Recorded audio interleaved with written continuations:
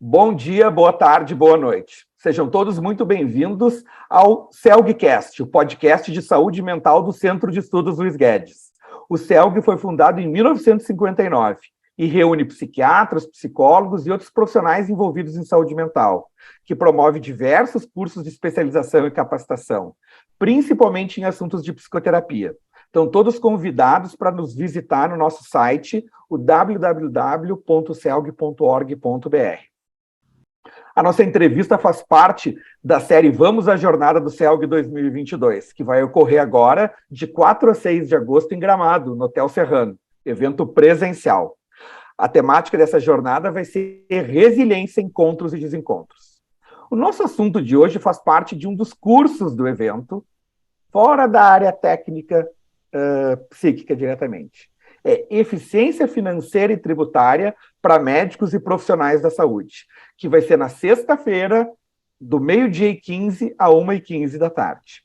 A gente vai entrevistar uma dobradinha hoje, a dupla ministrante de palestrantes no curso. A Simone Mota, ela é economista, especialização em investimentos, fez um MBA em finanças, investimentos e banking na PUC, e o João Bolzoni, que é administrador, tem diversas certificações na área, e eles trabalham já há mais de uma década e meia nesta área de suporte financeiro. Eles são focados não só em médicos, mas principalmente em médicos, mas os outros profissionais da saúde também, para dar esse suporte em como melhorar a nossa qualidade de vida financeira. Vocês até podem visitar eles fazem parte da tinointeligência.com.br, depois vocês podem visitar o site deles. Simone e João, muito obrigado pelo tempo de vocês. Muito Primeiramente, vai Simone, vai, fala tudo. A gente fica muito feliz de participar, gente, é uma honra enorme estar aqui com vocês. Primeiro ano aí da nossa participação, né, na jornada CELG, é uma honra. Nós já fazemos, né, a nossa participação também em outras sociedades, com outros especialistas, né, recentemente tivemos de oftalmologia no sul brasileiro, e agora vamos estar com vocês aí em Gramado, e vai ser muito bom a gente poder levar o nosso propósito, e principalmente a educação financeira, que a gente sabe que nesse país a gente tem uma deficiência e que a gente precisa ir se atualizando ao longo do tempo para tornar a saúde financeira melhor. Então, agradeço pela oportunidade, né, da Tino participar aí da Jornada CELG 2022. Será uma grande honra, um prazer aí para nós, né, da Tino, para mim e para a Simone. E, obviamente, a nossa ideia, nosso intuito e propósito é sempre levar, né, a informação e fazer com que os profissionais da saúde e os médicos tenham uma qualidade de vida, né, uma relação mais harmônica com o dinheiro, e esse vai ser o nosso propósito, aí, então, na nossa palestra. Muito obrigado, Alexandre, muito obrigado a todos envolvidos aí pela jornada. Excelente. Educação financeira a gente não aprende no colégio, pelo menos nas pessoas com mais de 25 anos. Então, as pessoas normalmente, às vezes, aprendem levando na cabeça. Ou tem um parente que pode dar algumas sugestões, mas normalmente é na arena que a gente vai lá e aprende. O objetivo deles é promover a qualidade de vida financeira nos médicos através de um programa desenhado especificamente para médicos e outros profissionais de saúde, e até apresentando algumas peculiaridades do comportamento financeiro de nós, os profissionais da saúde, que não somos muito santos. Eles não são focados só em investimento, eles também estão atentos na gestão financeira expandida, na clínica da pessoa, na parte de impostos, na diferenciação de pessoa física para jurídica, na estrutura contábil e otimizando impostos. Algo que realmente a gente também não aprende na faculdade. Não aprende no colégio nem na faculdade. Simone e João, já que a gente está entrevistando duas pessoas, aí a gente vai ver quem é que vai responder. Nos deem um panorama geral do que vocês vão abordar no curso de vocês durante o evento. Então, vamos lá. Bueno, todo mundo sabe, né, que hoje o Brasil ele tem, né, um selo de reconhecimento, né, por essa cultura de não ter uma educação financeira forte, né, desde a base. E isso é um relato, né, que todos os profissionais que a gente visita relatam, né, diz, na faculdade a gente não aprende isso, né, tem uma deficiência nessa parte financeira. E, obviamente, né, o nosso, né, vamos dizer assim, a nossa essência sempre foi muito voltado a finanças, na parte de investimentos, obviamente, né, quando nós começamos a nossa caminhada, eu, por mais de 20 anos, faço parte aí do mercado financeiro de forma direta ou indiretamente, sempre tive uma afinidade, né, e uma relação muito bacana aí com a parte educacional, desde a época que eu ensinava, né, as pessoas a investir na Bolsa, lá em 2001, 2002, aí, quando começamos com um programa educacional muito forte, né, criando, então, essa disruptura, né, esse novo momento aí da nossa economia brasileira, e isso sempre me chamou muito a atenção, sempre foi algo que me encantou muito, né? Então, a Tino, ela nasceu muito com essa ideia, né, de ser uma empresa educacional, né, de finanças. E, obviamente, né, que o nosso propósito maior, ele é muito financista, né, o nosso propósito maior é tornar, então, essa estrutura financeira um hub, né, de soluções financeiras que englobam, né, certos assuntos, né, que tem a ver com a parte tributária, parte de organização e também a parte de investimentos. Então, a gente tem 3 pilares muito consolidados dentro da Tino hoje, que é esses 3, né? Então, organizar a vida do médico, do profissional de saúde, ajudar ele a investir com propósito, né, com bastante responsabilidade, e, por fim, trabalhar, então, a inteligência financeira dos impostos, né, que é algo hoje tão marcante na vida desses profissionais aí que buscam, obviamente, uma solução, uma ferramenta, um mecanismo melhor para botar esse dinheiro, então, dentro do seu caixa e não, né, ter uma ineficiência na parte tributária. Então, essa é a nossa história e essa é a nossa jornada, né? Uhum. E os médicos, eu vou focar um pouquinho nos médicos, mas é todos os profissionais de saúde, mas os médicos, claramente, a gente sabe que são pacientes difíceis. Quando tem um médico que é paciente, é um paciente mais complicado. Como é que é trabalhar com os médicos também como clientes desta parte financeira? Também é mais difícil ou não? Que estratégias vocês usam? Como é que é esse aspecto, Simone? A gente adora. Para nós são os melhores pacientes. A gente percebeu durante esse tempo, né, quando a gente tratava somente de investimentos, que principalmente o médico, ele conseguia ganhar dinheiro ali nos seus investimentos, mas perdia dinheiro nessas outras áreas, né, numa desorganização, né, muitas vezes não tinha um controle, saber quanto que ganha e quanto que gasta, simples, né, esse tipo de controle não existia em muitos casos, e acabava perdendo muito dinheiro ao longo do caminho, né, e esses profissionais, a gente observava também, né, que lá na fase, muitas vezes, de aposentadoria, ainda precisavam continuar atuando para conseguir manter o padrão de vida.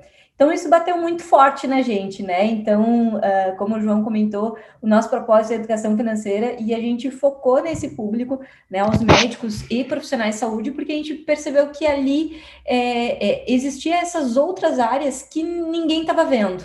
Né? Então, eu digo que a gente consegue ver 360 as finanças e a vida desse profissional, dessa pessoa, porque a gente olha desde a parte de organização, saber quanto que ganha, quanto que gasta, onde pode melhorar nessa tua fonte, né, de renda, ou até mesmo da tua estrutura de despesas, profissional, da família, e a gente entra em planejamento, investimentos, eficiência tributária, proteção, então todas as coisas que envolvem finanças da vida desse profissional e que muitas vezes ele não tem tempo.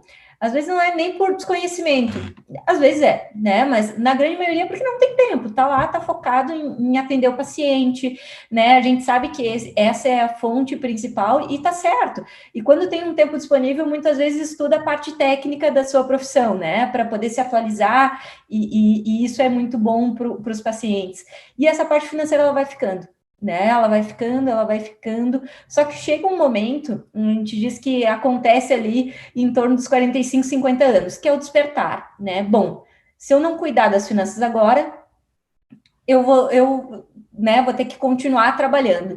Então, ali naquele despertar, o médico percebe, poxa, primeiro percebe o quanto perdeu dinheiro no meio do caminho, mas ele começa a pensar diferente, como que eu posso utilizar esse dinheiro para me trazer mais qualidade de vida, não só hoje, mas também uma tranquilidade lá no futuro. E aí a gente consegue traçar um planejamento adequado para cada pessoa. E isso a gente faz, né? Nós trouxemos para o nosso método o que a gente chama de economia comportamental e psicoeconomia, né? Então a gente traz aspectos comportamentais para entender a forma que cada um entende sobre finanças e dinheiro.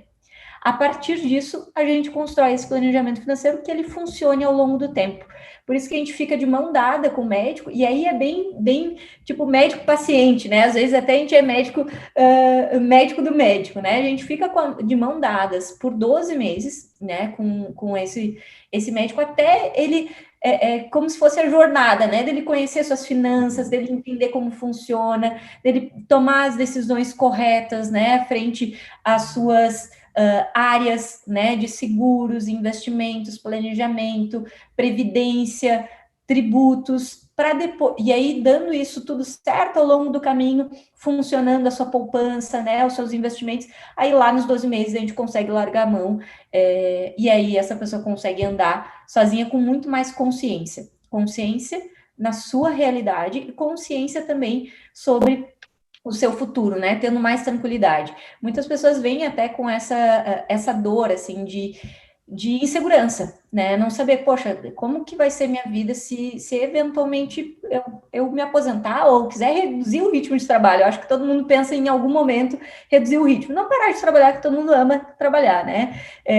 Mas, assim, ter essa possibilidade de diminuir o ritmo. Eu acho que esse é o ponto, né? E sabe, Alexandre, que uma coisa interessante, assim, que eu nesse tempo, assim, obviamente, né, de aprendizado com muitas pessoas e de diversas áreas, o médico, ele se rotula muito, né, o médico não sabe cuidar do dinheiro, o médico não sabe isso, não sabe aquilo. Eu acho que isso não é muito, assim, do médico, tá, isso é uma coisa um pouco geral, assim, as outras pessoas também têm dificuldade, né, hoje é uma questão cultural, né, o advogado também não sabe, o empresário muitas vezes também não sabe, a gente às vezes se surpreende, né, que, o cara é empresário, tem, né, talvez uma outra estratégia profissional, mas também é uma dificuldade, né, hoje, naturalmente, assim, as pessoas têm um certo receio, né, e eu sempre falo, né, que o dinheiro, ele tem uma relação muito afetiva na vida das pessoas, então ele é muito além, né, do que a gente imagina muitas vezes, né, ser algo simples, objetivo, ele é muito mais complexo do que a gente imagina. Então, para nós hoje, obviamente, assim, esse desafio, essa dificuldade, né, talvez ela exista, mas assim como existe, né, com outras pessoas também. Então, só complementando aí. Mas é um grande prazer, tá? É uma satisfação muito grande quando a gente chega no objetivo, né, que a gente se propõe realmente a ajudar as pessoas. Tem uma semelhança com o atendimento em saúde mental, que às vezes pode chegar um paciente que vai lá, tem indicação de psicoterapia, outro da parte de medicação, outro das duas, e às vezes tem que internar algum paciente. Eu imagino que às vezes teria alguns médicos que teriam que internar em relação aos aspectos financeiros também, né? E aí eu pergunto assim, quais são os maiores desafios da gestão financeira vivenciado pelos médicos? Quais são, assim, os aspectos que vocês pontuariam como chaves, assim, para que as pessoas possam estar atentas, que não precisem só esperar chegar lá, às vezes, uns 45, 50, que já possam antes se programar e ter um posicionamento mais proativo de promoção, assim como a gente tem a promoção de saúde mental, para tentar evitar algumas situações, a gente também tem a promoção financeira. Quais são esses desafios da gestão financeira dos médicos? Eu falaria 3, tá? Primeiro, clareza, né? Muitas vezes essa falta de clareza nos seus objetivos, né? De onde realmente está, onde se quer chegar. Segundo, muitas vezes a gente percebe, né, a falta de um propósito, ou seja, de um objetivo mais claro. Por que tu tá poupando? A gente tem uma das perguntas dentro da nossa mentoria qual é a razão de tu ganhar mais dinheiro? Qual é a razão hoje de tu poupar dinheiro? Né? E isso é uma coisa surpreendente, porque as pessoas muitas vezes ficam no vazio, não tem uma resposta para isso, né? E a gente conseguiu identificar, por meio de uma pergunta que nós temos também, o que impede, né, essas pessoas de investirem. E muitas delas nos responderam, mais de 80% dos nossos entrevistados responderam que é uma falta de propósito. Não tem um objetivo claro para investir. E a terceira é o desconhecimento, né, de ferramentas hoje que podem ser utilizadas a seu favor. A parte tributária, por exemplo, né? Então a gente vê muitos mitos, né, muitos paradigmas ainda nessa parte tributária, e uma das perguntas que a gente sempre faz na palestra é quanto você paga de imposto de renda na pessoa física? E todo mundo responde que é 27,5%. E, na verdade, esse é um mito que nós vamos falar um pouco mais, a gente não vai dar a resposta aqui, mas vamos falar no evento. Mas na palestra fica o convite, então, né, para que todos vão lá saber qual é a resposta certa, e a gente vai quebrar, né, um dos mitos que a gente vai quebrar, então, aí, é exatamente sobre essa parte tributária, que dá, sim, para pagar o imposto muito menos do que 27,5% e de forma totalmente legal, né, e com boas ferramentas hoje aí que o mercado nos proporciona. Então, eu falaria esses três principais desafios aí. Tá, excelente. Então, acho que é um spoiler aí para que as pessoas descubram qual é o percentual que realmente elas pagam de imposto anualmente para se motivar, para reorganizar.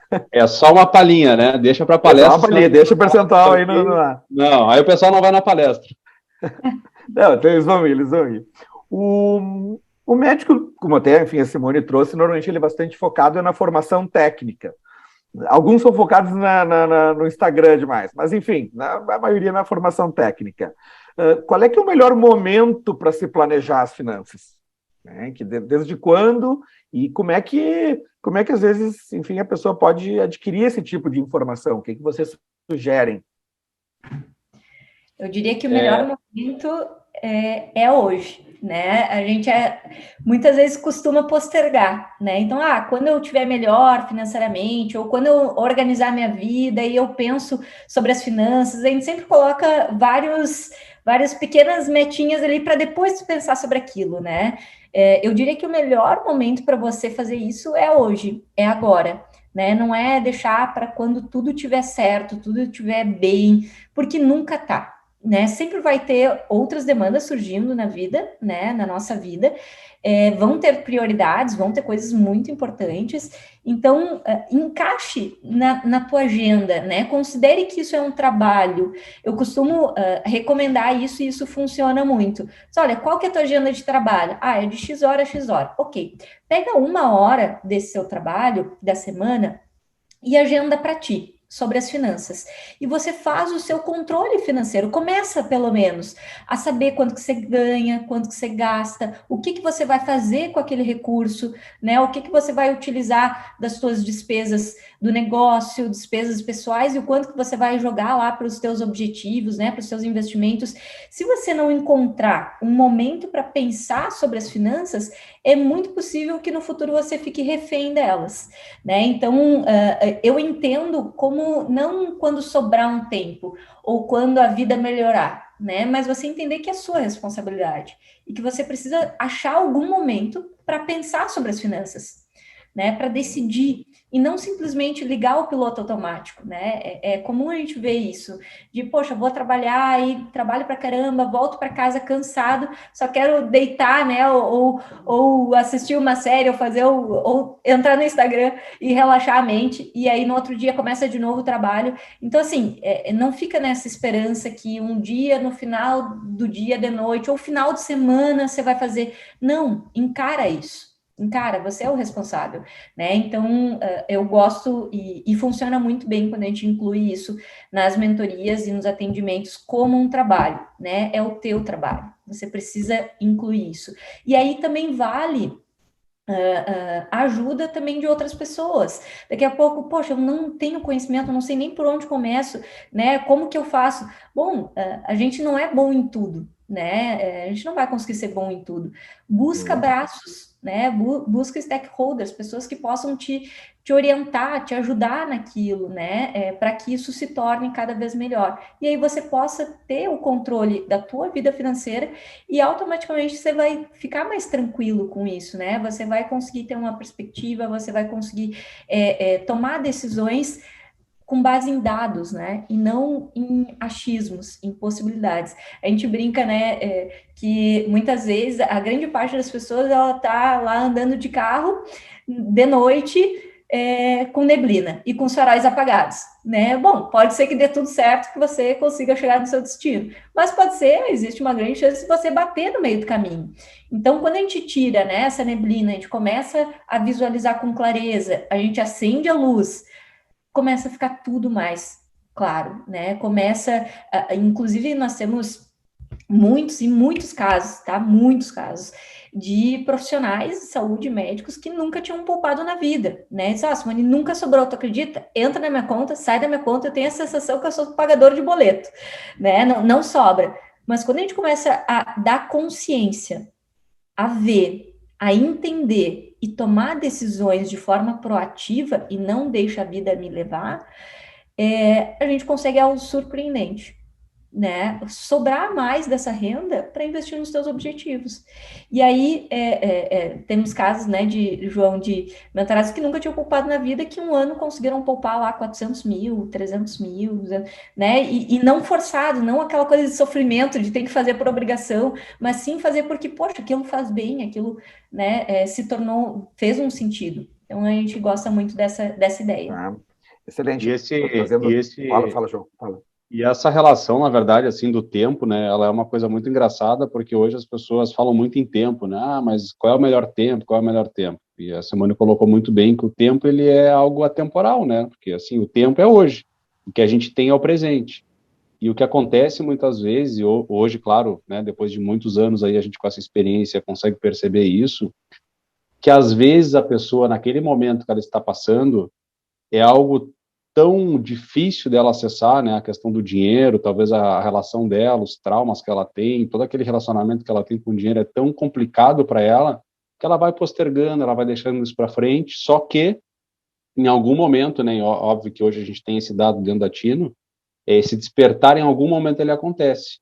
Ele acontece né, na nossa história, ele acontece aos 45, 50 anos, que é onde o despertar desses clientes ficam mais, né, aflorados. Agora, é bacana quando a gente pega um caso, né, nós já tivemos alguns casos de médicos que saíram da residência, estavam ali há 6 meses né, na sua jornada de carreira, enfim, e é bacana quando a gente pega um caso iniciante, porque a liberdade ela vem muito antes, né? Porque o tempo ele é muito favorável num planejamento financeiro, né? A longo prazo. Às vezes a gente pensa, mas não vai fazer muita diferença se eu não me planejar hoje, daqui a pouco, há 10 anos, eu vou estar num outro momento de vida. Mas a pessoa, independente do tempo que ela for fazer, ela vai ter momentos onde ela vai ter que revisar. Nós já tivemos mentorado, por exemplo, de 80 anos, já tive uma mentorada de 32. Foram trabalhos completamente diferentes, agora, muito bacanas, né, dentro da história de cada um, e entender que, na verdade, o planejamento, por ele estar começando antes, ele é muito diferente do planejamento de uma pessoa que está com 45, 50 anos, porque ela está num outro momento de carreira, num outro momento de vida. E isso é muito interessante, né, quando a gente leva para uma reflexão, porque tem que ser algo, né, gostoso, né, tem que ser uma jornada legal, porque senão vira um problema, vira uma coisa chata, mas vai ser lá, né, eu vou ter que abdicar de muitas coisas. E um dos acordos que a gente tem dentro da Tino é, você não precisa abdicar de nada, é só uma renúncia por pouco tempo. Então, sempre quando a gente vai, né, num projeto um pouco mais delicado, né, que tem algumas decisões, eu estou com um projeto agora, por exemplo, muito desafiador, onde eu tenho que chegar para o cliente e dizer, olha, tu tem que desalavancar, porque tu está com quase 50 anos, e hoje, se continuar nesse patamar, tu está comprometendo a tua vida no futuro. Então, chegar para uma pessoa e dizer que ela tem que vender patrimônio, que ela tem que desinvestir algo que talvez não está legal, que tem um juro que está consumindo ela, isso é muita responsabilidade. Então, a gente toma muito cuidado com isso. Mas a jornada, ela tem que ser uma jornada muito bacana. Ela tem que ser gostosa, ela tem que ser fluida, ela tem que ser interessante, ela tem que ser motivante, para que tudo, no final das contas, dê certo. E que o dinheiro torne, então, né, aquela vida daquela pessoa muito mais leve, muito mais tranquila. Então, esse é um grande desafio que nós temos, né? Eu adoro, tá, fazer mentorias com psiquiatras e profissionais aí da psicologia, porque são casos muito interessantes, porque enquanto eles estão, né, naquela análise, naquela racionalidade ali, a gente está indo para uma outra linha, né, um pouco mais fluido e tal, e é muito bacana, assim, tive vários casos já muito legais. Vocês estavam falando e eu estava tentando fazendo umas comparações com o nosso posicionamento com os pacientes também, que a gente tenta na promoção de saúde mental, por exemplo, assim, uma das coisas é que não tem uma receita de bolo, vai depender do contexto da pessoa e fica um atendimento personalizado. Né? O outro é o conceito de tu mapear o que não está bem, para depois tu ir para modificação e tu fazer um automonitoramento, né? Que a gente vai ter que aprender isso para ter autonomia também da parte financeira. O outro é o da proatividade para prevenir determinadas situações. E o outro que vocês falaram, enfim, que isso não é um cuidado do dinheiro só, mas na realidade é tu valorizar e honrar o teu trabalho, né? Que uma das consequências é o dinheiro e, enfim, essa é uma outra perspectiva importante aí que vocês disseram. Mas sabe o que acontece, Alexandre, muitas vezes, só para encerrar esse assunto, a gente até fala isso às vezes, né, dentro de um trabalho que é assim, tipo, tu trabalha X horas por mês, né, bastante, né, geralmente não é pouco, aí tu ganha aquele dinheiro. tu vai lá e tu é recompensado pelo teu trabalho. Tu ganha lá os teus, né, teus reais, teus R$ 1.000 lá, teus milhares de reais, seja o que for. Só que acontece o seguinte, quando tu ganha esse dinheiro, tu vai lá, guarda ele, ou muitas vezes não guarda, ou investe, ou muitas vezes não investe, ou muitas vezes pode deixar ele guardado dentro de uma gaveta, embaixo do colchão, seja como for, e tu dá pouca importância para aquilo. Então, tu tem um esforço tão grande do trabalho, do tempo, né, para ganhar aquele dinheiro, e quando chega o segundo momento de tu gerir e cuidar daquele dinheiro que tu te dedicou tanto para ganhar, tu abandona, tu deixa ele para trás e toca a tua vida. Então, olha que incoerência isso muitas vezes, né? Então, a gente tem uma polaridade, uma coisa muito estranha, um relacionamento com dinheiro que ele acaba sendo muito ruim, na verdade, né? Tu trabalha pelo dinheiro, mas em compensação, quando tu tem que cuidar dele, tu não cuida dele. Nós estamos no finalzinho do nosso, enfim, da nossa conversa, porque a ideia é dar um spoiler para o curso que vocês vão dar lá. Vocês teriam algum último comentário, cada um, para fazer, enfim, para a gente fazer o fecho dessa nossa conversa do CELGcast? Tem um convite especial. Primeiro, muitas coisas, né, que a gente, obviamente, gostaria de falar aqui, propositalmente a gente não vai falar. Segundo, né, o nosso desafio maior ali, então, durante a palestra, vai ser realmente quebrar muitos mitos, né, e paradigmas, para que todos os presentes da palestra, eles realmente saiam de lá com outras ideias, né, e principalmente aí com um planejamento nas suas vidas muito diferente do que foi até então. Então, esse é o desafio, esse é o convite, né, essa é a proposta aí para todo mundo que vai nos assistir aqui previamente antes da palestra. Então, fica o meu muito obrigado e meu agradecimento mais uma vez aí a ti, né, e a toda a equipe aí do CELG pelo convite, e vai ser um grande prazer e uma honra para nós aí, para mim, participar. Também quero agradecer, Alexandre, a todos vocês e convidá-los, né, para a palestra.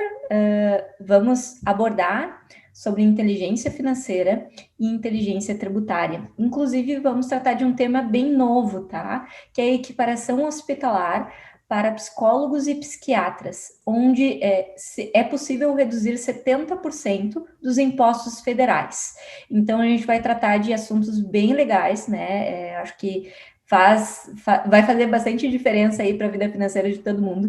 Então, vai ser um prazer tê-los vocês com a gente. Essa é a cereja do bolo. Como sair de 27,5 e chegar em 8, né, Simone? Só fica esse spoiler, não falo mais nada. Tá bom. Vocês viram que inteligência não é só no nome do site deles, né? E realmente, assim como a gente está falando de aprendizado para promover a resiliência emocional nos pacientes, nos terapeutas e na equipe também, esse outro tipo de resiliência financeira é importante. Todos podem ter acesso a esse podcast, aos demais podcasts, nas diferentes plataformas de podcast. A gente também está veiculando isso no nosso canal do YouTube. João, Simone, muito obrigado pelo tempo de vocês. A gente lembra que as pessoas ainda também podem se inscrever no evento no www.celg2022.com.br. O meu nome é Alexandre Enes Henriques, eu sou médico psiquiatra e o atual diretor de tecnologia do CELG. Muito obrigado a todos pela atenção, aos nossos dois ministrantes de curso, e nos vemos em Gramado. Obrigado, Alexandre. Obrigado, valeu. Tchau, tchau.